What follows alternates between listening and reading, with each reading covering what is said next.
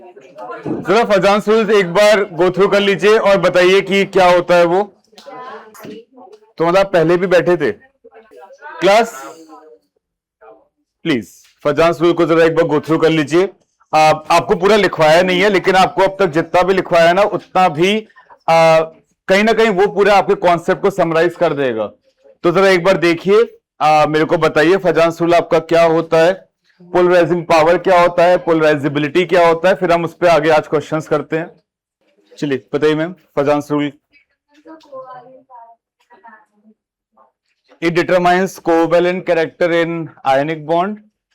और क्यों आपका कोवेलेंट कैरेक्टर आता है आयनिक बॉन्ड में? रिमोट है क्या? रिमोट है क्या? यहां पे रिमोट है क्या?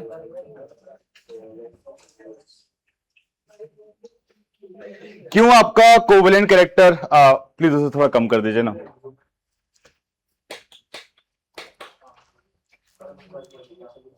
क्यों आपका कोवेलेंट कैरेक्टर आता है आयनिक कंपाउंड में? आयनिक कंपाउंड में कोवेलेंट कैरेक्टर क्यों आता है? The outer electrons of the anion are strongly attracted to the nucleus of the cation and hence the glass shell gets reduced. बिल्कुल। आपका ये हो गया कैटायन और कुछ ऐसा हो गया आपका एनायन।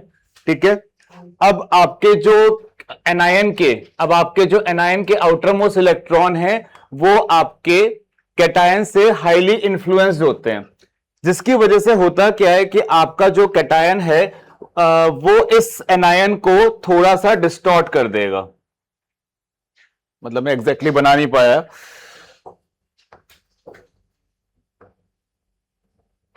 कुछ ऐसा डिस्टॉर्ट कर देगा। ठीक है, और इसकी वजह से आपके आयनिक बॉन्ड में कौन सा कैरेक्टर आ जाएगा? Covalent character. और इन सारी चीजों के लिए मैंने आपको यह बताया था कि दो चीजें सबसे ज्यादा इंपॉर्टेंट हैं। इन सारी चीजों के लिए मैंने आपको दो चीजें सबसे ज्यादा इंपॉर्टेंट बताई थी कि एक होता है आपके कैटायन का पोलराइजिंग पावर और एक होता है आपके एनायन की पोलराइजेबिलिटी। सारी चीजें ले दे के ना इन्हीं दो चीजों पे आके घूम फिर जाती हैं। What do you mean by polarizing power?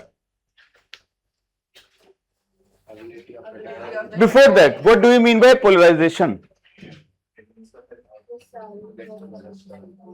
What do you mean by polarization?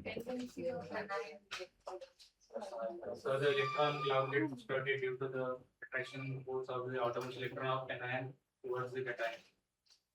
This, or if I have to explain it more simply, then polarization simply means creating of two poles. Polarization का simple सा मतलब है कि आपके दो contrasting behaviour, that's it. ठीक है, दो अलग अलग ओपिनियंस या दो अलग अलग पोल्स। ठीक है, कोई चीज आपकी इस तरीके से पहले यूनिफॉर्म थी, उसको बाद में आप क्या कर दे रहे हो? डिस्टॉर्ट कर दे रहे हो। मतलब एक पॉजिटिव और नेगेटिव अलग अलग कर दे रहे हो। आपने वहां पे क्या कर दिए? दो अलग अलग पोल्स क्रिएट कर दिए। ठीक है, जनरली जो आपके सो कॉल्ड नेता लोग हैं वो यही करते हैं ना, they create a polarization in the society. ये हार्मनी है ना, and they create polarization in the society, two groups of two different opinions. बात समझ रहे हैं? लेकिन हमारे यहां पे ये काम कौन कर रहा है? कैटायन। ठीक है, मैं वेट कर रहा हूं, लिटरली मैं वेट कर रहा हूं आप किसी एक की लड़ाई देखने के लिए। ठीक है, in the last class we did solubility and we did some portion of the Fajans rule. सब आ गए? कोई रह तो नहीं गया? सब आ गए? कोई बाकी है? कोई बात नहीं, उनको बाहर ही रखते हैं थोड़ी देर। चलिए, सेटल हो गए सब लोग? फजान भी वेट कर रहा है, भाई पढ़ लो मेरे को। Everyone settled? खास वास लिया सबने? ठीक है, चलिए रेडी? सो आज का हमारा ये टॉपिक रहेगा फजान्स रूल, और इसके बाद we will go with resonance and try करेंगे कि हमारा वैलेंस बॉन्ड थ्योरी भी एटलीस्ट स्टार्ट हो जाए, ठीक है। और ये सारे टॉपिक्स आपके इंपॉर्टेंट हैं, मतलब यहां से आपके इसके पहले के जो टॉपिक्स थे ना, जैसे लुईस डॉट स्ट्रक्चर या फॉर्मल चार्ज, इन पे कभी भी आपको डायरेक्टली क्वेश्चंस नीट में भी नहीं मिलेगा, मेंस में भी नहीं मिलेगा, ठीक है। लेकिन ये सारे कॉन्सेप्ट जो अब तक हमने पढ़े हैं वो कहीं ना कहीं आपको हेल्प करेंगे आगे की सारी चीजों को समझने के लिए, ठीक है। मतलब रेजोनेंस को समझने के लिए आपको फॉर्मल चार्ज की जरूरत पड़ेगी, लेकिन यहां से जितनी भी चीजें हम कर रहे हैं उन पे आपके डायरेक्ट क्वेश्चंस आते हैं, आ नहीं सकते हैं, आते ही हैं। बात समझ रहे हो आप? चलिए, तो इनमें से सबसे पहला है फजान्स रूल, और जो लोग लास्ट क्लास में नहीं थे या उसके लिए समराइज कर देते हैं। फजान्स रूल के हमने कई अलग अलग नाम लिखे थे, ठीक है, बट फजान्स रूल आपका करता क्या है? It tells you about the extent of covalent character, extent of covalent character in an ionic bond. मतलब आपका एक आयनिक बॉन्ड तो बना, लेकिन उस आयनिक बॉन्ड में कितना एक्सटेंट है कोवेलेंट कैरेक्टर का, ठीक है, उसको एक्सप्लेन करता है आपका ये फजान्स रूल।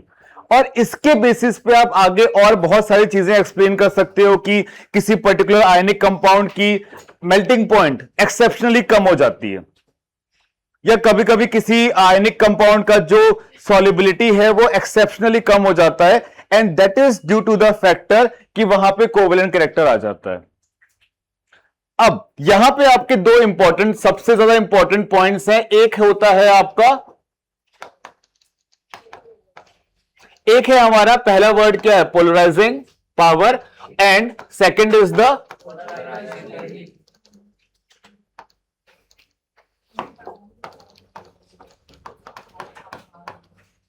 पोलराइजेबिलिटी। किसके लिए होती है? एनायन के लिए। और पोलराइजिंग पावर किसके लिए होती है? कैटायन। पोलराइजिंग पावर का मतलब यह है कि आपका कैटायन कितना ज्यादा एनायन को इन्फ्लुएंस कर सकता है, और पोलराइजेबिलिटी का मतलब है कि आपका एनायन कितना ज्यादा इन्फ्लुएंस हो सकता है। सारे पॉइंट्स लिखवाने से पहले सुन लीजिए बस। पोलराइजिंग पावर आपकी कैटायन की ज्यादा होगी अगर उस पर क्या चीज ज्यादा होगा, यह हमने लास्ट क्लास में बोला भी था, अगर उस पर चार्ज डेंसिटी ज्यादा है। And charge density simply means, charge density आपका सिंपली मीन करता है चार्ज अपॉन वॉल्यूम। और पोलराइजेबिलिटी आपका डिपेंड करता है, पोलराइजेबिलिटी आपका डिपेंड करता है साइज ऑफ एनायन पे। पोलराइजेबिलिटी आपका डिपेंड करता है साइज ऑफ एनायन पे, और आपका पोलराइजिंग पावर डिपेंड करता है चार्ज डेंसिटी पे। जितनी ज्यादा चार्ज डेंसिटी उतना ही ज्यादा पोलराइजिंग बिहेवियर, या फिर अगर इसको मैं दूसरे तरीके से बोलूं तो आपका कैटायन जितना ज्यादा छोटा होगा उसका पोलराइजिंग पावर उतना ही ज्यादा होगा। And at the same time आपका एनायन जितना ज्यादा बड़ा होगा उसका पोलराइजेबिलिटी उतनी ही ज्यादा होगी। क्यों? What can be the reason कि अगर एनायन का साइज बड़ा है तो उसकी पोलराइजेबिलिटी ज्यादा होगी? सॉरी, अगर मेरा एटॉमिक साइज बड़ा होगा तो जो आउटर मोस्ट इलेक्ट्रॉन है उस इलेक्ट्रॉन पे न्यूक्लियस का फोर्स ऑफ अट्रैक्शन कम होगा, तो आप उसको इजीली इंफ्लुएंस कर सकते हो। लेकिन अगर वही इलेक्ट्रॉन न्यूक्लियस के पास होगा तो आप उसको इजीली इंफ्लुएंस नहीं कर सकते, क्योंकि उस पे न्यूक्लियस का फोर्स ऑफ अट्रैक्शन ज्यादा लग रहा होगा। और यही लॉजिक है कि आपके कैटायन का साइज अगर छोटा है तो उसकी पोलराइजिंग पावर ज्यादा क्यों है? क्योंकि उसके जो आउटर मोस्ट इलेक्ट्रॉन है वो सामने वाले को ज्यादा इंफ्लुएंस कर सकते हैं। होने वाली है, आज ही वो फाइट होने वाली है, ठीक है। कितने लोग चाहते हैं देखना? नहीं, आप तो पार्टिसिपेंट हो, ठीक है, हम लोग हैं ऑब्जर्वर, बहुत बढ़िया। लेकिन एक बात ध्यान रखना है आपको डाइलेक्ट्रिक कांस्टेंट के जैसा बिहेव नहीं करना है, ठीक है, आपको फाइट के बीच में आके दोनों को छुड़ाना नहीं है, ठीक है ma'am, please do the honours. मतलब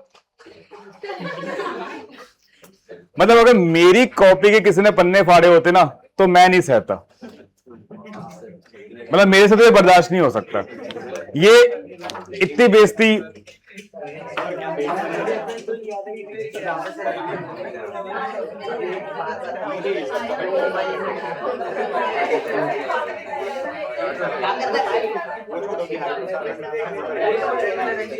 मैं तो नहीं सहता, मेरे को रह रहा कि वही बात दिमाग में आ रही है, मैं तो कॉपी पूरी फेंक देता, जला देता, मतलब जला तो नहीं पाऊंगा इस वक्त, गीला कर देता पानी। आप पता नहीं कैसे सह लेते हो इतना। चलिए लिखते हैं जरा, अभी भी कोई बचा है क्या आने को? अब तो मुझे लग रहा सब आई। हाँ, is she on the way? उसको बोलो चले जाओ वहीं से घर वापस। चलिए प्लीज लिखिएगा, factors affecting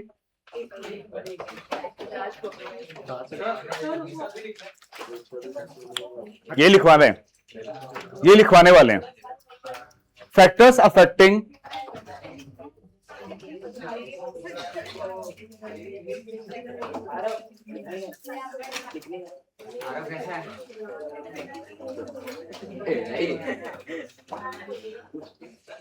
factors affecting polarization.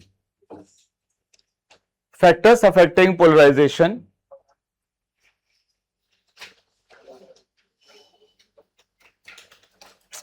मैं क्या करूं, मेरे दिमाग से बात नहीं जा रही है, मैं तो नहीं सहता। लिखिए जरा पहला, size of cation. Size of cation, पहला पॉइंट। अरे साइज ऑफ कैटायन मेरे भाई,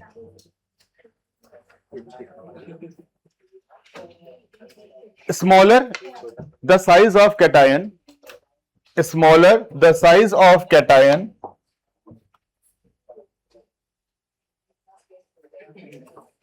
more will be the more smaller the size of cation, more will be the polarizing, more will be the polarizing power. Smaller the size of cation, more will be the polarizing power. So polarizing power inversely proportional to polarization. Sorry, polarizing power inversely proportional to size of cation.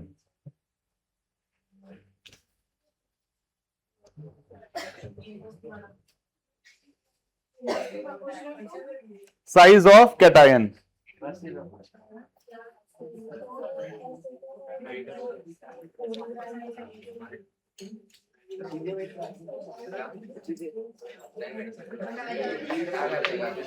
Next लिखिएगा, ये point number 1 था, point number 2 लिखिएगा।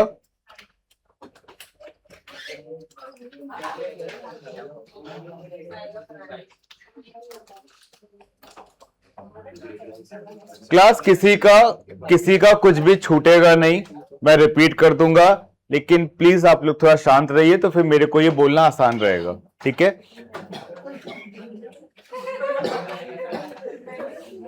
Second point लिखिएगा, charge on cation, charge on cation, charge on cation, higher the charge of cation, higher the charge of cation, more will be the polarizing power. Higher the charge of cation, more will be the polarizing power. So polarizing power is directly proportional to charge of cation. और देखिए ये जो आपके पहले के दो points हैं, इन्हीं दोनों पॉइंट्स को हमने चार्ज डेंसिटी में सम अप कर रखा था। चार्ज डेंसिटी क्या होता है आपका? Charge upon volume. तो अगर आपका चार्ज ज्यादा है तो चार्ज डेंसिटी ज्यादा होगा, वॉल्यूम अगर आपका ज्यादा है तो चार्ज डेंसिटी कम। तो कहीं ना कहीं आपका जो पोलराइजिंग पावर है वो चार्ज डेंसिटी पे कैसा डिपेंड करेगा? डायरेक्टली प्रोपोर्शनल, है कि नहीं? चाहिए तो ये लिख लीजिए।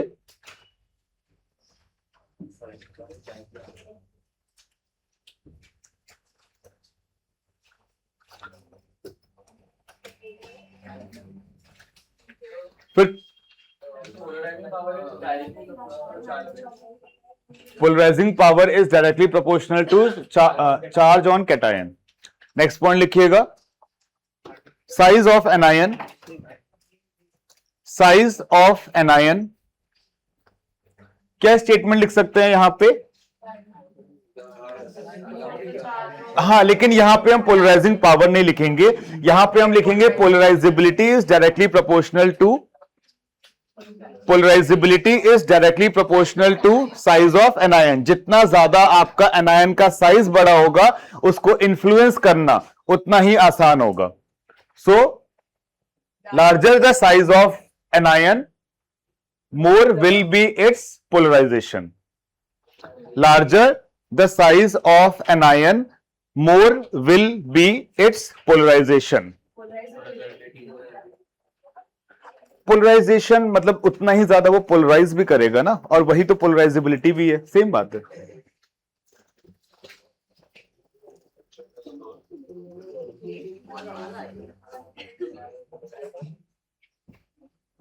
आपने लिखा polarizability is directly proportional to size of an ion.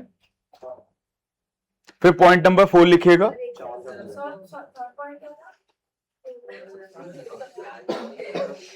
Third point था आपका साइज ऑफ एन आयन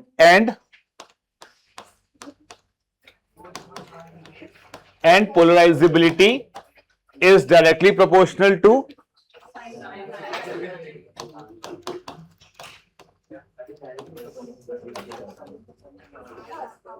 तीन पॉइंट हो गए। चल, फोर्थ लिखिएगा,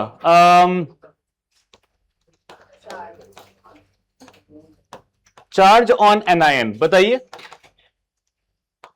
पोलराइजेबिलिटी का आप एनायन के लिए कभी भी पोलराइजिंग पावर चेक नहीं करोगे, आप कैटायन के लिए कभी भी पोलराइजेबिलिटी चेक नहीं करोगे। क्या यह बात क्लियर है? तो अब जरा यह बताइए कि आपका अगर एनायन पे जो चार्ज है वो पोलराइजेबिलिटी पे किस तरीके से डिपेंड करेगा? क्यों? जितना ज्यादा एक्स्ट्रा नेगेटिव होगा उतना साइज बड़ा होगा। यस, डायरेक्टली प्रोपोर्शनल, क्योंकि आपका ऑक्सीजन से ज्यादा बड़े साइज का होगा O-1, उससे ज्यादा बड़े साइज का होगा O-2।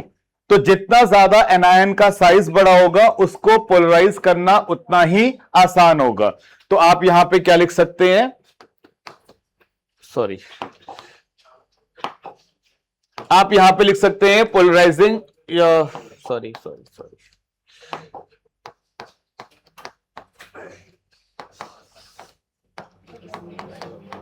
polarizability is directly proportional to charge on an ion.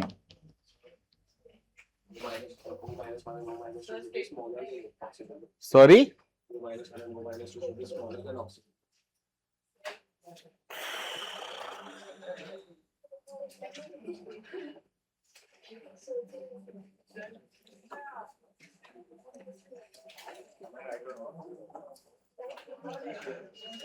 You are very, very, very far from being right. लिखवाते हैं, बट मेरे सामने एक क्वेश्चन आया है कि O-1 and O-2 would be smaller than oxygen atom. True and false? Why? Why did you think? So technically, the force of attraction of the electron will be increased because the more electrons in the one shell. एक minute please. So that's why it will be put in this one. The more electrons on the outside. This single statement of yours just made all the efforts we did in the periodic properties chapter a huge waste. Because ये एक simple सी बात है कि अगर आपके पास anion है तो आपके पास पहले से, ये मैंने आपको एक्सप्लेन भी किया था कैसे आपके पास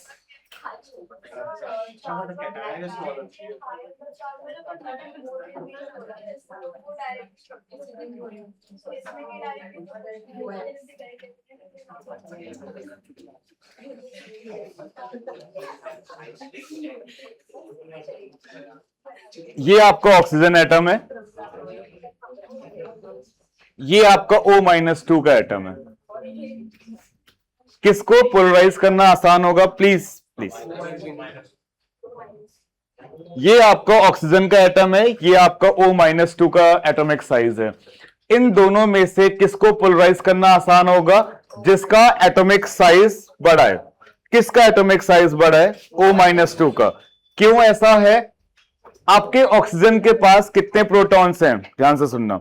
ऑक्सीजन के पास कितने प्रोटॉन्स हैं? 8 इलेक्ट्रॉन्स भी हैं न्यूट्रल स्टेट में. लेकिन ऑक्साइड में आपके पास कितने नंबर ऑफ इलेक्ट्रॉन्स हैं? 10. कितने प्रोटॉन्स हैं? 8.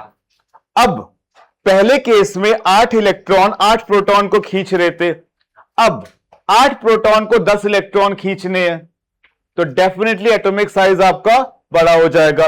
और इसलिए भी बड़ा हो जाएगा क्योंकि जो एडिशनल इलेक्ट्रॉन बाहर से आया है उसकी वजह से आपके बाकी के इलेक्ट्रॉन्स के बीच में क्या शुरू हो जाएगा? रिपल्शन. और जब वो रिपल्शन स्टार्ट होगा, तो जब आपको मैंने ये बताया था कि जब भी रिपल्शन होता है तो आपका स्पेस बड़ा हो जाता है क्योंकि चीजें दूर जाने की कोशिश करती हैं, वो डाइवर्ज करने की कोशिश करती हैं, तो आपका एटॉमिक रेडियस क्या हो जाएगा? बड़ा. लेकिन कैटायन के केस में उल्टा इसलिए हो रहा है क्योंकि जितना ज्यादा आपका एटॉमिक साइज कम होगा उतना ज्यादा आपके ऊपर चार्ज डेंसिटी होगा, और जितनी ज्यादा चार्ज डेंसिटी होगी उतनी ही इजीली आप एनायन को इन्फ्लुएंस कर पाओगे. बात समझ रहे हैं? क्योंकि कैटायन इन्फ्लुएंस करता कैसे है एनायन को? जैसे मान लीजिए ये आपका कैटायन है, अब इसका साइज जितना ज्यादा छोटा होगा इसके आउटर मोस्ट इलेक्ट्रॉन पे उतना ही ज्यादा फोर्स लगेगा, और टेक्निकली जितना छोटा साइज होगा ये पॉजिटिव चार्ज इस इलेक्ट्रॉन पे उतना ही ज्यादा फोर्स लगा पाएगा ना. इसलिए क्या आप ये बात समझ रहे हैं? क्या ये बात समझ रहे हैं? Cation is always smaller than parent atom, anion is always larger than parent atom. Always always. ठीक है, चलिए नेक्स्ट लिखिएगा जरा.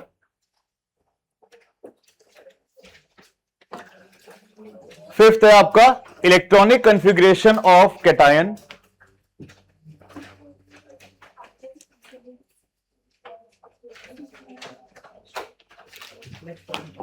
हाँ, फिफ्थ पॉइंट.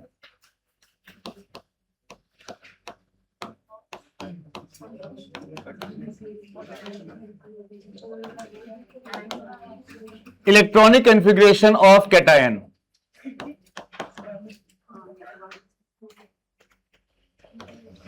और ये कॉन्फ़िगरेशन आपका दो तरीके से हो सकता है. पहला ये कॉन्फ़िगरेशन होगा आपका इनर्ट गैस कॉन्फ़िगरेशन.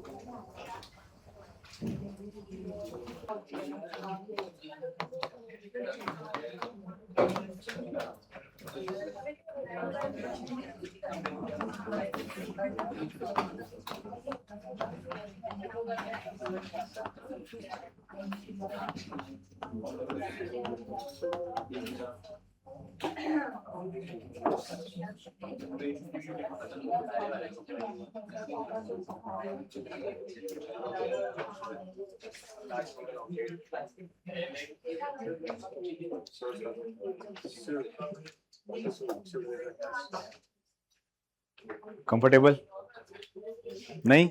बहुत बढ़िया, तभी तो मजा आएगा पनिशमेंट का।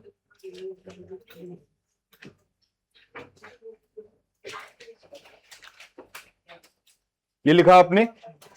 पहले लिख लीजिए फिर मैं आपको पहले लिख लीजिए फिर मैं आपको एक्सप्लेन करता हूँ। हाँ, डाउट क्या था आपको? व्हाट्सएप पहले लिख लीजिए फिर मैं एक्सप्लेन करता हूँ।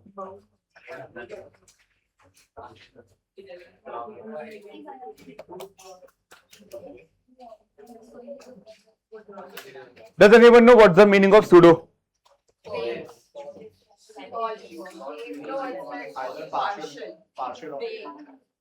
Pretending to be, like partial, fake, false, or pretending to be noble guess. Like pseudo का मतलब it's pretending. It's exactly not that, but it's trying to pretend.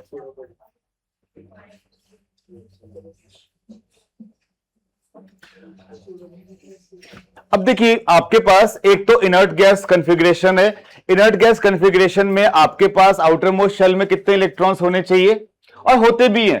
आप हीलियम को छोड़ के आप नियॉन लीजिए 2s2 पे 6, आप आर्गन लीजिए 3s2 पे 6, आप कोई भी नोबल गैस लेंगे तो उसका आउटर मोस्ट इलेक्ट्रॉनिक कॉन्फ़िगरेशन क्या आएगा? ns2 np6 accept helium. क्या ये बात क्लियर हो रही है? वो आपका हो जाएगा इनर्ट गैस कॉन्फ़िगरेशन।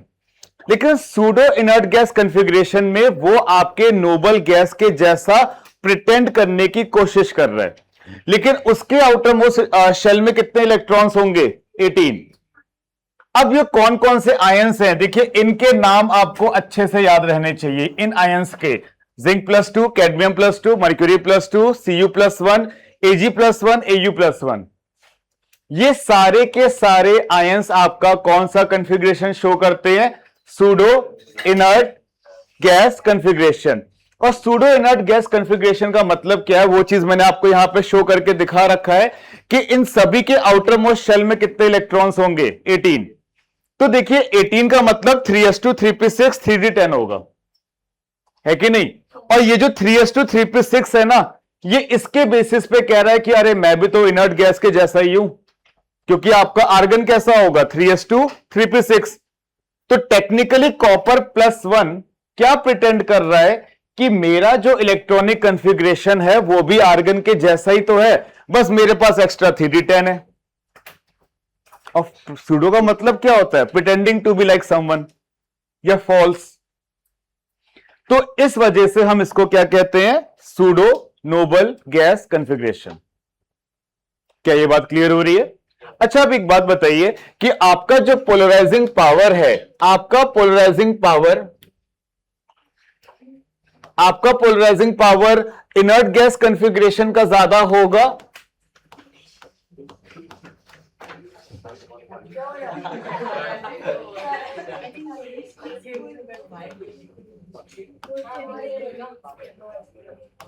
या फिर सूडो इनर्ट गैस का ज्यादा?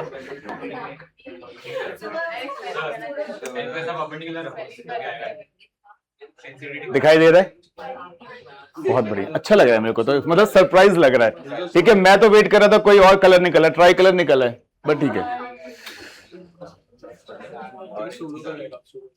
अच्छा, सॉरी, एक मिनट, यहां पे ये नहीं होगा, ये आपको बताना है।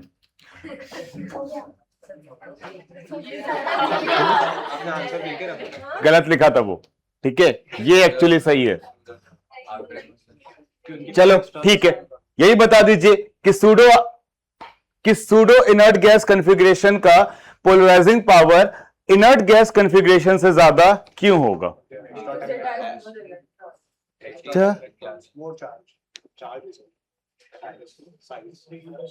मोर इलेक्ट्रॉन से हमें फर्क नहीं पड़ता है ना, हमें तो चार्ज से फर्क पड़ता है ना। और अगर मैं सुनिए, अगर मैं कंपेयर करूं यहां पे m+1 को Ag+1 के साथ, तो मेरे Ag+1 का चार्ज तो दोनों का सेम है, ठीक है, लेकिन मेरा फिर भी मेरा जो सूडो नोबल गैस कॉन्फ़िगरेशन होगा उसका पोलराइजिंग पावर m+1 से ज्यादा होगा। क्यों ऐसा?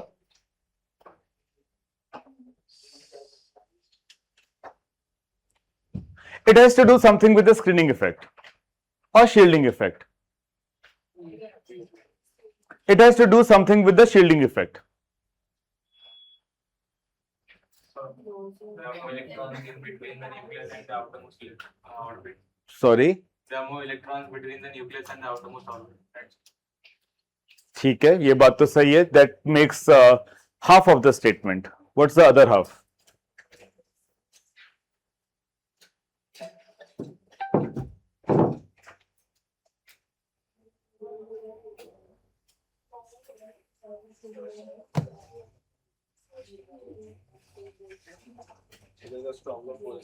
What's the other half? ये बात भी सही है, बहुत बढ़िया. Crawling towards the right answer कि nuclear charge, actually nuclear charge कम नहीं जाएगा, न्यूक्लियर चार्ज ज्यादा जाएगा.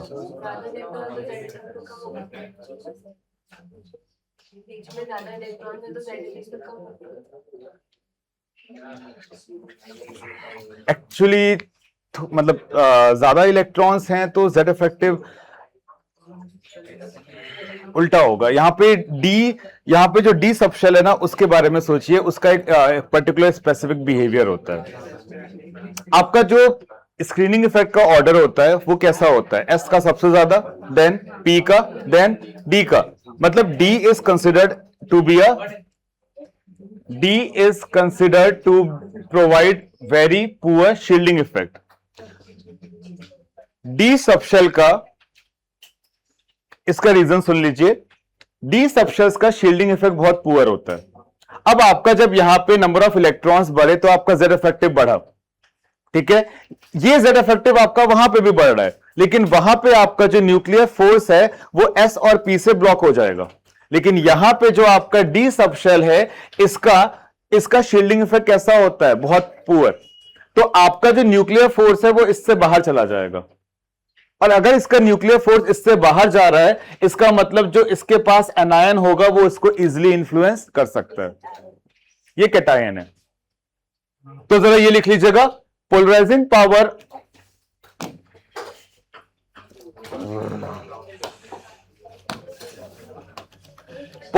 पावर इनर्ट गैस कॉन्फ़िगरेशन का कम होगा सूडो इनर्ट गैस कॉन्फ़िगरेशन से.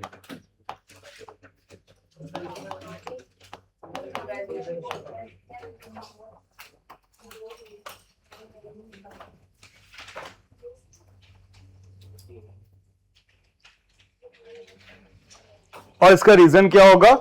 Because pseudo inert gas configuration, सुन लीजिए रीजन आपको खुद से लिखना है। इसका रीजन ये होगा, pseudo inert gas configuration contains d orbitals या d subshell, and d subshells have poor shielding effect. तो अगर, सॉरी, चलिए ये लिख लीजिए, मैं लिखवा देता हूं। और अगर उनका शील्डिंग इफेक्ट पुअर होगा तो ये जो न्यूक्लियर फोर्स है, जो एक्स्ट्रा न्यूक्लियर फोर्स यहां पे इंक्रीज हुआ, वो इसको यहां पे रोक नहीं पाएगा, तो वो इससे बाहर चले जाएंगे, और जो उसके बगल में एनायन है वो उसको इन्फ्लुएंस कर सकते हैं। इन शॉर्ट, अगर आपसे कभी भी ये पूछा जाए कि कोवेलेंट कैरेक्टर आपका किसका ज्यादा है, मतलब Na+ का या Ag+ का, तो आपका सिंपल आंसर होना चाहिए Ag+, मतलब सूडो नोबल गैस का ज्यादा होगा। क्या ये बात क्लियर है? इसका रीजन क्या होगा? Because pseudo inert gas configuration contains d orbitals and d orbitals have a poor shielding effect. अब इससे आगे क्या होगा ये आप इतना पढ़ के समझ जाना चाहिए आपको, और अगर आप वो नहीं समझ पा रहे हैं तो फिर आपको वापस से या तो डाउट पूछने की जरूरत है या फिर आपको चैप्टर 2 शील्डिंग इफेक्ट पढ़ने की जरूरत है। Volume what happens after this is because the nuclear charge is able to go through its borders of the effective nuclear charge increases and the d subshells are unable to stop it. So the nuclear charge will penetrate from here and it will go to anion and it will influence it more. But if it was a alkali or alkaline earth metals, the nuclear charge from here would be blocked, maximum of it. So it would not be able to influence it. Then that's the reason.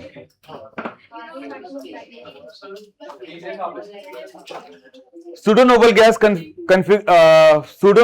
configuration has d orbital and d orbitals have poor shielding effect. Pseudo-noble gas configuration has d orbitals and d orbitals have poor shielding effect.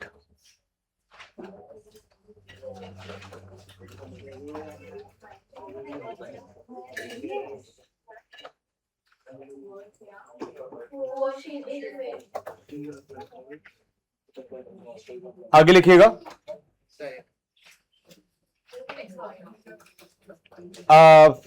Note करके लिखिएगा। Fajans rule is used to compare. Fajans rule is used to compare the covalent character in ionic compound. Fajans rule is used to compare the covalent character in ionic compound. और यहां पे जो मैं आपको points लिखवा रहा हूं, जब भी आपको कोवेलेंट कैरेक्टर को कंपेयर करना होगा तो आप इन पॉइंट्स को एक ऑर्डर में फॉलो करेंगे, जो ऑर्डर में लिखवा रहा हूं।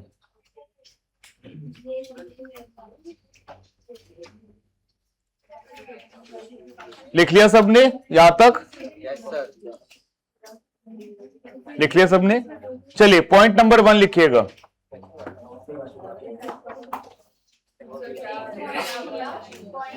पॉइंट नंबर 1 लिखिए।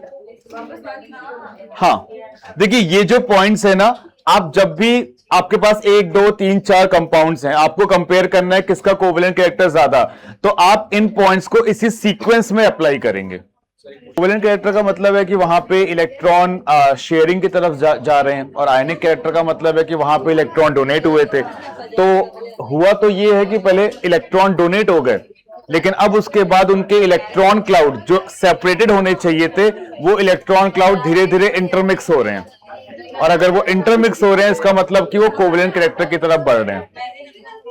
क्योंकि आपको अगर याद हो तो कोवेलेंट बॉन्ड कब बनता है? कोवेलेंट बॉन्ड आपका बनता है जब एक एटम दूसरे एटम के साथ ओवरलैप करता है। लेकिन आयनिक बॉन्ड कब बनता है? जब कैटायन एनायन को सिर्फ, लेकिन कोवेलेंट कैरेक्टर में वो ओवरलैप करते हैं। तो सोडियम ने इलेक्ट्रॉन दिया क्लोरीन को, क्लोरीन ने एक्सेप्ट किया, दोनों अलग अलग रहने चाहिए थे। लेकिन हो क्या रहा है कि धीरे धीरे इसका जो इलेक्ट्रॉन क्लाउड है वो इन्फ्लुएंस होकर इसके साथ शेयरिंग में आ रहा है, मतलब कोवेलेंट कैरेक्टर में आ रहा है।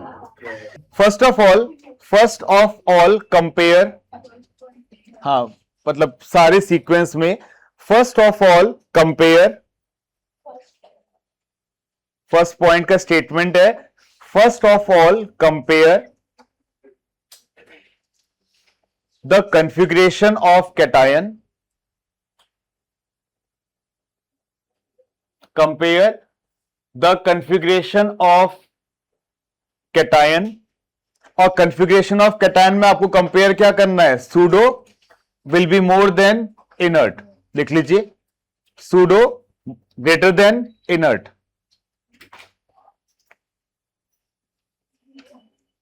Pseudo greater than inert. और सूडो इनर्ट गैस कॉन्फ़िगरेशन कौन कौन से आयन शो कर रहे हैं उनके एग्जांपल्स याद कर लीजिए, इन्हीं में से आपके क्वेश्चंस बन जाते हैं। All of them are pseudo inert. All of them.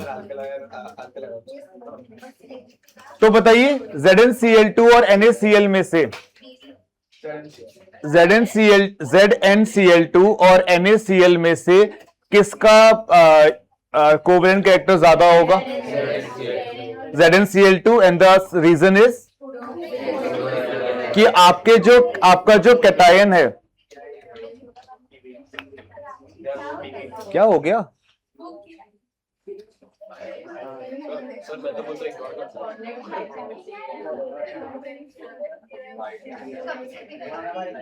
Help करो, मिली?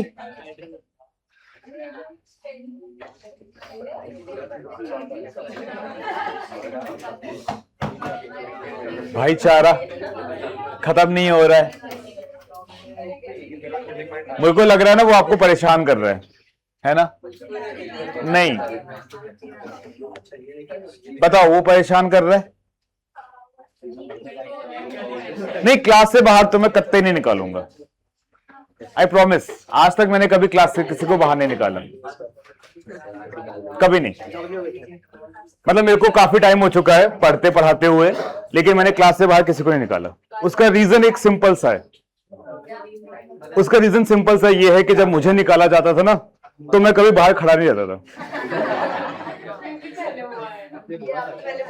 हाँ, तो मैं इसलिए बता रहा हूं क्लास से मैं बाहर कत्ते नहीं निकालूंगा, बट यू विल विश कि मैं निकाल देता तो अच्छा रहता। अगला, तुम दोनों में से कोई एक पता यहां पे ना एक पैर पर खड़े होकर लिखने वाला है,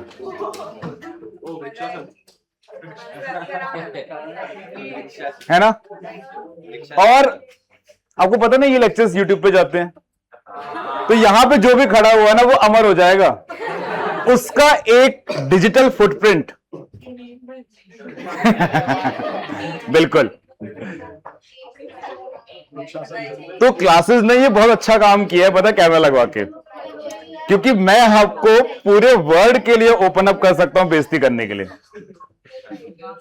तो आप दोनों में से डिसाइड कर लो रॉक पेपर सीजर करके कौन आएगा वो। मैंने आपको कॉन्सिक्वेंस बता दिए हैं, ठीक है, बाकी आप देखते हैं। चलिए आगे लिखिए जरा। अच्छा ये बताइए, आपके पास अगर ZnSO4 है और AgCl है। अब देखिए, अगर आपके पास NaCl था और AgCl था तो आपने बहुत इजीली बता दिया, या आपके पास NaCl था ZnCl2 था तो आपने बहुत ही इजीली बताया। कैसे? आपने इलेक्ट्रॉनिक कॉन्फ़िगरेशन को कंपेयर किया, और जिसका इलेक्ट्रॉनिक कॉन्फ़िगरेशन सूडो का आया, आपने बोला उसमें कोवेलेंट कैरेक्टर ज्यादा है।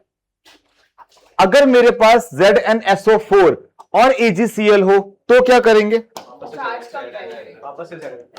अगर मेरे पास Zn+2 और मेरे पास Ag+1 हो तो कैसे कंपेयर करेंगे?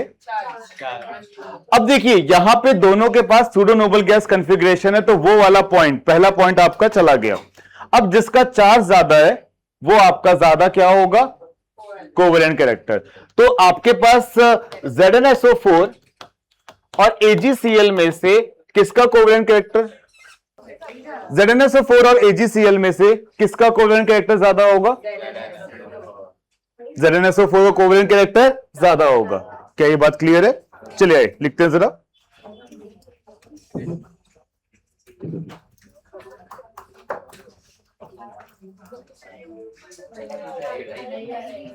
if the configuration of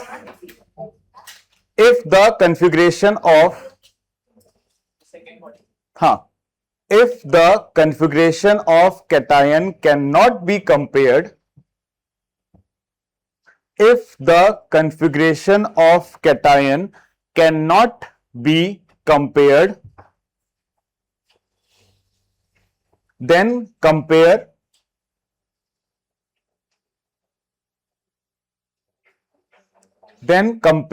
the charge of cation. Then compare the charge of cation. And the same logic goes for MgCl2 and CaCl2. नहीं, Na plus और N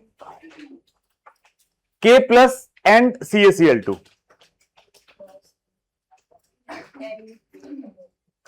I mean the example can be KCl and MgCl2.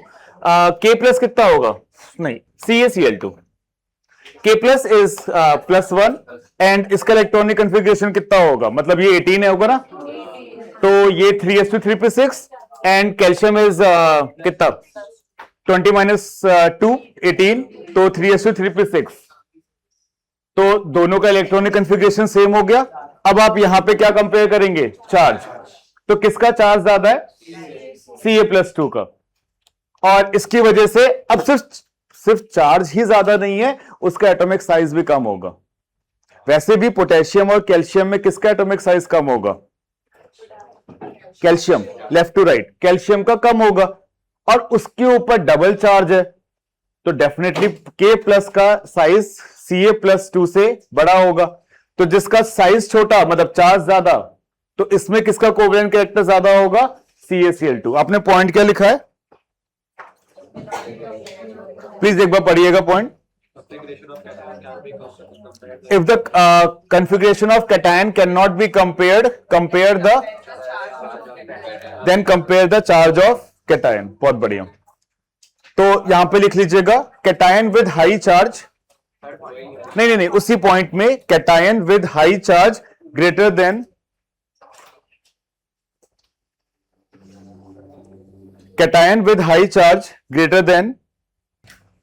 फिर मेरे को बताइए कि AlCl3 और NaCl में से किसका ज्यादा होना चाहिए covalent character. Na+1 is 10, AlCl3, Al+3 is 10, both has 2s2 configuration is same, so we cannot compare on the basis of configuration. Then we will move to the next point, and the next point is basis of charge। तो किस पे charge ज्यादा है, Al+3 पे charge ज्यादा है, तो उसका इलेक्ट्रॉनिक कन्फिग्रेशन क्या आएगा, ज्यादा, सॉरी उसका कोवेलेंट कैरेक्टर कैसा होगा, ज्यादा। चलिए नेक्स्ट लिखते हैं। आप चाहिए तो एग्जांपल लिख लीजिए, AlCl3 more than NaCl।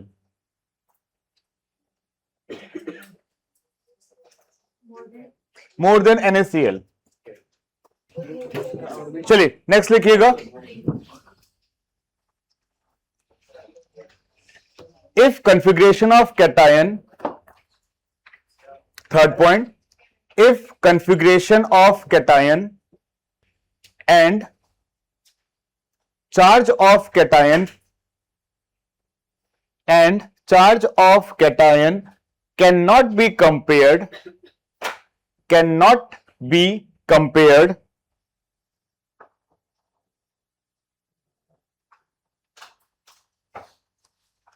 then compare the size of cation. Then compare the size of cation. फिर नेक्स्ट लाइन में लिखिएगा size of cation greater than, symbol बनाइएगा, greater than, sorry small cation greater than large cation. और ये greater than किसके लिए बात कर रहे हैं हम? पोलराइजिंग पावर के लिए, ठीक है, क्योंकि कैटायन का सिर्फ पोलराइजिंग पावर चेक करते हैं। तो small cation greater than large cation in terms of what, for what, for polarizing power. चाहिए तो आप लिख लीजिए, कंफ्यूज मत होइएगा बाद में। अगर ये लिख लिया हो आपने तो बताइए CaO and MgO, CaO and MgO में आपका किसमें कोवेलेंट कैरेक्टर ज्यादा होगा? CaO एंड MgO किसमें कोवेलेंट कैरेक्टर ज्यादा होगा? और देखिए, क्योंकि अभी हम स्टार्टिंग फेज में, इवेंचुअली तो आप ये क्वेश्चंस और भी इजीली करते चले जाओगे क्योंकि आप लोगों को एक एक्सपीरियंस आ जाएगा। लेकिन फिलहाल सबसे पहले आपको यहां पे करना क्या है? कैटायन का इलेक्ट्रॉनिक कॉन्फ़िगरेशन वो सेम आएगा,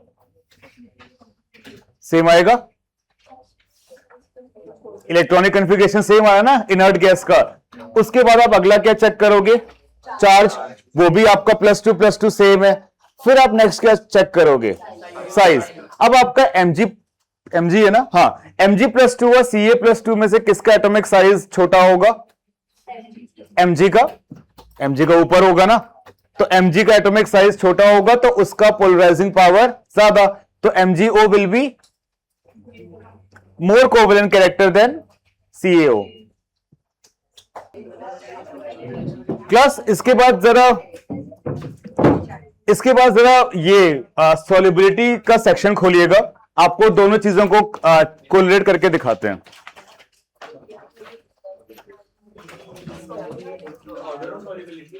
हाँ, सॉल्युबिलिटी में जो हमने एल्कलाइन अर्थ मेटल का किया था, वहां पे देखा आपने, देखिए वहां पे आपके जो एल्कलाइन अर्थ मेटल के ऑक्साइड्स की सॉल्युबिलिटी है वो डाउन द ग्रुप आपकी इंक्रीज हो रही है।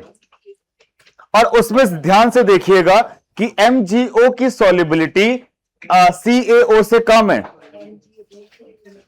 या फिर CaO की सॉल्युबिलिटी MgO से ज्यादा है कि नहीं?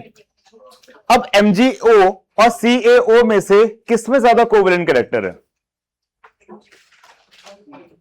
MgO और CaO में किसमें ज्यादा कोवेलेंट कैरेक्टर है? MgO में ज्यादा कोवेलेंट कैरेक्टर है ना, और जिसमें ज्यादा कोवेलेंट कैरेक्टर है उसकी सॉल्युबिलिटी कम होगी। बात समझ रहे? जरा एक बार देख लीजिए सब लोग। चलिए नेक्स्ट पॉइंट लिखेंगे क्लास, नेक्स्ट पॉइंट लिखिए। मैम आप प्लीज उतना स्पेस छोड़ के आगे से लिखिए ना, आप उतना स्पेस छोड़ दीजिए, आगे से लिखिए, फिर आप वो बाद में लिख लीजिएगा। पॉइंट नंबर कौन सा होगा? ये 4 लिखिएगा जरा।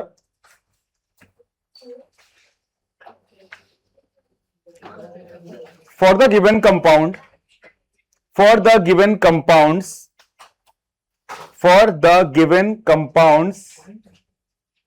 point number 4, for the given compounds, if the cation is same,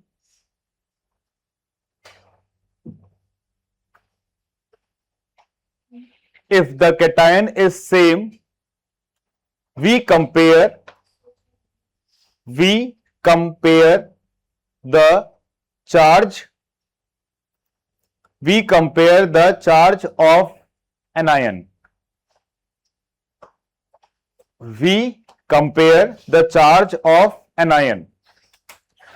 next line में लिख लीजिएगा, नेक्स्ट पॉइंट नहीं, नेक्स्ट लाइन में high charge greater than low charge. और ये किस टर्म्स में बात कर रहे हैं हम?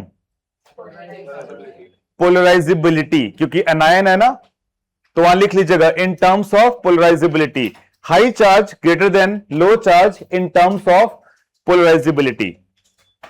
बताइएगा, आपके पास अगर ZnCl2 और ZnS है, zinc sulphide and zinc chloride, तो दोनों में से किसका कोवेलेंट कैरेक्टर ज्यादा आएगा? पहले तो आपका जिंक जिंक चला गया, वो फैक्टर तो कॉमन है। अब मेरे पास अनकॉमन फैक्टर क्या है? Sulphur -2 and chlorine -1।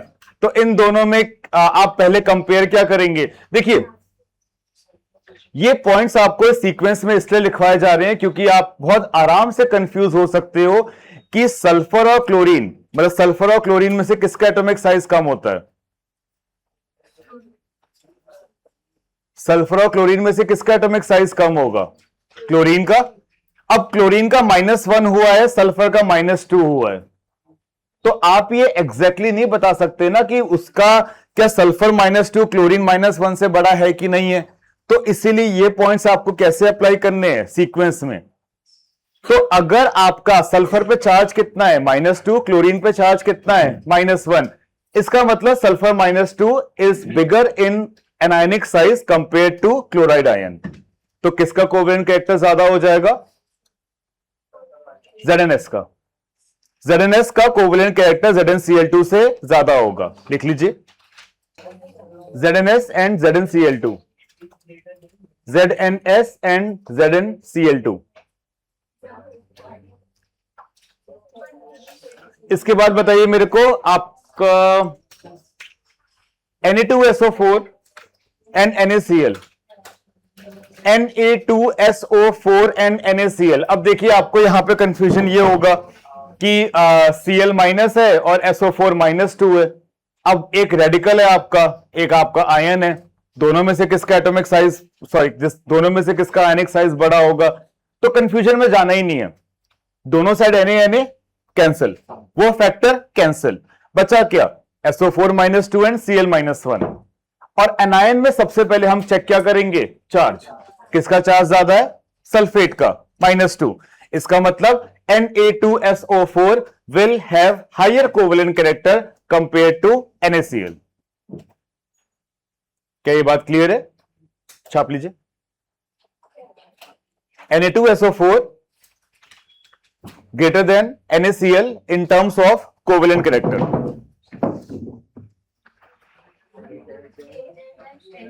Greater than NaCl in terms of covalent character। If all the above parameters fail, if all the above parameters fail, मतलब अगर ऊपर के सारे पैरामीटर्स मेरे फेल हो जाए, मतलब इक्वल आ जाए, तो मेरे पास लास्ट ऑप्शन क्या बचेगा? एक चीज बच गई अभी भी, size of an ion. Charge of an ion भी हो गया, लास्ट ऑप्शन क्या हो जाएगा? Size of an ion. तो लिख लीजिए, if all the above parameters fail, size of an ion should be the comparison basis। Size of an ion should be the comparison basis। Class, अरे बताइएगा, NaI और NaF, NaI और NaF में से, अच्छा ठीक है, लार्ज एनायन ग्रेटर देन, इसके पहले large anion greater than small anion in terms of polarizability. Large anion greater than small anion in terms of polarizability. चलिए बस हो गया, सेटल हो गया। Break over, over. चलिए क्लास आगे लिखो। तो यार तुम लोग एक और एग्जांपल लिखिए, एक और एग्जांपल लिखिए। CuO और CuS, Cu2S, Cu2O and Cu2S, दोनों में से, इन दोनों में से, इन दोनों में से किसका कोवेलेंट कैरेक्टर ज्यादा होगा? हो गया पक्का? क्या आप इंटरनेट के इतिहास में अमर होना चाहोगे? सॉरी, आपका नाम क्या है?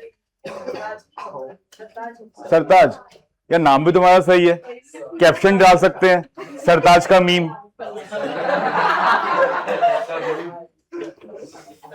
कोई एक तो यहां पे एक दिन खड़े होके एक पांव पे लिखेगा, ठीक है, और उसको पूरे नोट्स लिखने पड़ेंगे, और उस दिन मैं जल्दी डिक्टेट करूंगा। इन दोनों में से किसका कोवेलेंट कैरेक्टर ज्यादा होगा? Cu+1 ये तो कॉमन हो गया। फिर आपके पास एनायन का चार्ज भी कॉमन है, तो अब आपका अल्टीमेट फैक्टर आ जाएगा द साइज ऑफ एनायन। और सल्फाइड -2 मतलब S-2 का साइज ज्यादा होगा, तो उसकी पोलराइजेबिलिटी ज्यादा, तो कोवेलेंट कैरेक्टर भी ज्यादा। मतलब पोलराइजेबिलिटी ज्यादा तो वहां पे डिस्टॉर्शन ज्यादा हुआ होगा, और डिस्टॉर्शन ज्यादा हुआ होगा तो कोवेलेंट कैरेक्टर ज्यादा आएगा। चलिए नेक्स्ट लिखिएगा।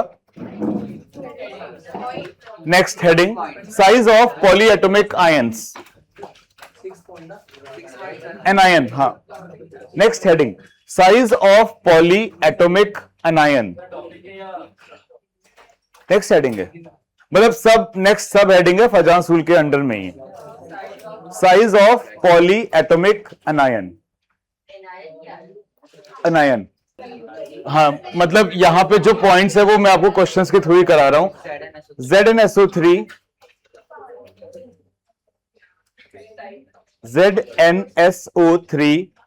एंड ZnCO3 एंड ZnCO3 इन दोनों में से किसका कोवेलेंट कैरेक्टर ज्यादा होगा? प्लीज ये छापिएगा पहले, फिर मैं आपको एक्सप्लेन करता हूं। The order of CC is the बहुत बढ़िया। The order of covalent character in ZnSO3 and ZnCO3 में अगर आपको कंपेयर करना है, यहां पे भी आपके बिल्कुल वही चीजें फॉलो होंगी, ठीक है। सबसे पहले आप चार्ज कंपेयर करेंगे, आपके रेडिकल पे चार्ज क्या है। अगर आपका चार्ज यहां पे सेम है, दोनों पे चार्ज कितना है, -2, तो फिर आप एक नेक्स्ट फैक्टर पे मूव कर जाएंगे, आप टोटल नंबर ऑफ एटम्स को चेक करेंगे। क्लास इधर देखिए, SO3 -2 और कार्बोनेट, सल्फाइड और कार्बोनेट में दोनों पे चार्ज कितना है रेडिकल पे, -2। अगर चार्ज आपका सेम आ जाएगा, तब हमारे चार्ज ऑफ एनायन पहले था ना, तब आप अगली चीज पे मूव करेंगे, which is total number of atoms. और टोटल नंबर ऑफ एटम्स भी यहां पे सेम है, 4।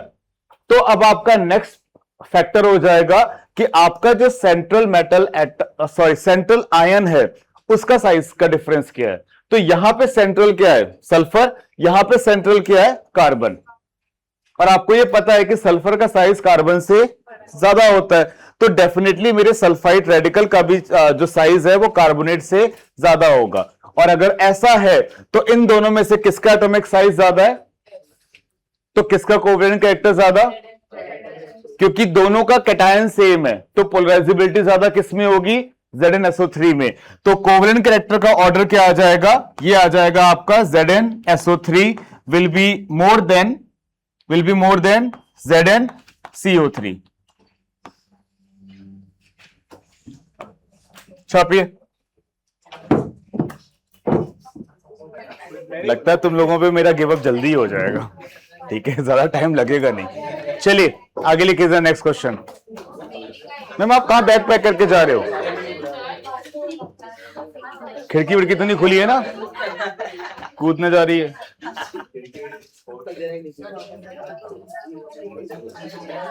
क्वेश्चन लिखिए। ZnSO4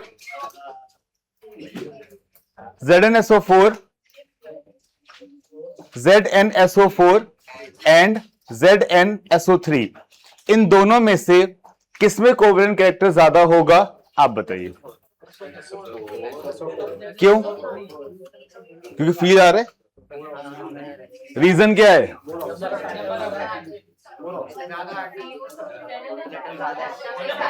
रीजन रीजन आप सबसे पहले आपने चेक किया होगा दोनों पे एनायन, दोनों रेडिकल्स पे charge -2 same.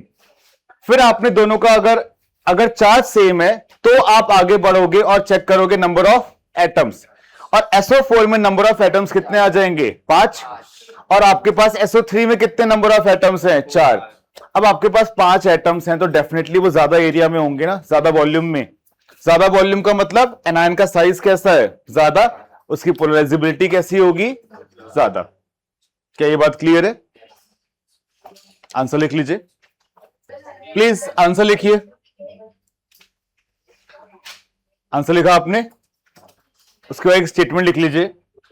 In polyatomic anions, in polyatomic anions, in polyatomic anions comma to compare the size of comma to compare the size of polyatomic anions, या to compare the size, to compare the size we calculate in polyatomic anions comma to compare the size we calculate number of atoms, we calculate number of atoms only when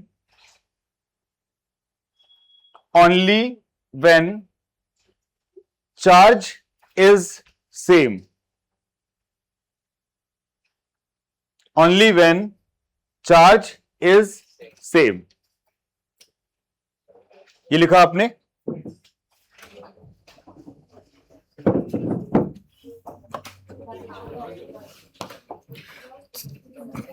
जरा ये लिख लीजिएगा, ये आपके लिए एक important चीज है।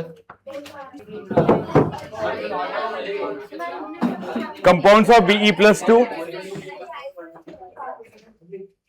Compounds of Be+2, compounds of Li+, उसके बाद मतलब आपको किसी भी क्वेश्चन में अगर आपको Be का कोई कंपाउंड दिया जाए, उसी क्वेश्चन में आपका Li का भी कंपाउंड हो और उसके पीछे और भी क्वेश्चंस हो, तो आप कहीं ना कहीं आंख बंद करके सबसे पहले ये कह सकते हो कि कोवेलेंट कैरेक्टर सबसे ज्यादा आपका Be में होगा, मतलब Be के कंपाउंड में होगा, क्योंकि यहां पे आपका चार्ज ज्यादा है, पोलराइजेबिलिटी ज्यादा है।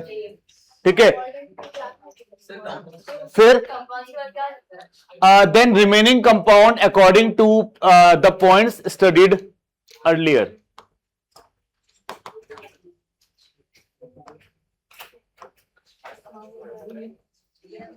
According to the points studied earlier का मतलब सबसे पहले आप उनका फिर कॉन्फ़िगरेशन चेक करेंगे, फिर charge of cation, size of cation, charge of anion, size of anion, ये सब चेक करेंगे। ये तो आप बताइए। हाँ, अब आप ही बताओ ये क्यों। अरे ये आंसर नहीं है, क्वेश्चन है, सॉरी आप कंफ्यूज हो गए। ऐसा क्यों, आप बताइए। लेकिन यहां पे ना एक फैक्टर ये होगा कि आपके पास जितने भी उसके बाद एनायंस होंगे, उन सब का जो क्या कह सकते हैं, जो एनायन होगा वो सेम होगा। तो आप कंपेयर कैसे कर रहे हैं, देखिए आपका Be+2 का लिथियम के बाद क्या आता है, बेरिलियम। एक तो लिथियम और बेरिलियम में आपका बेरिलियम पे +2 का चार्ज है, दूसरा उसका एटॉमिक साइज भी बहुत कम होगा। वही चीज आपके लिथियम में है, लेकिन लिथियम का जो एटॉमिक साइज है वो बेरिलियम से ज्यादा है, प्लस चार्ज डेंसिटी, सॉरी ये प्लस चार्ज भी कम है। तो इन दोनों का जो कोवेलेंट कैरेक्टर होता है वो एक्सेप्शनल होता है, एक्सेप्शनली हाई होता है। तो इस वजह से इनको सबसे पहले रख के बाकी जो कंपाउंड्स बचे हैं उनमें आप वो रूल्स फॉलो कर सकते हैं।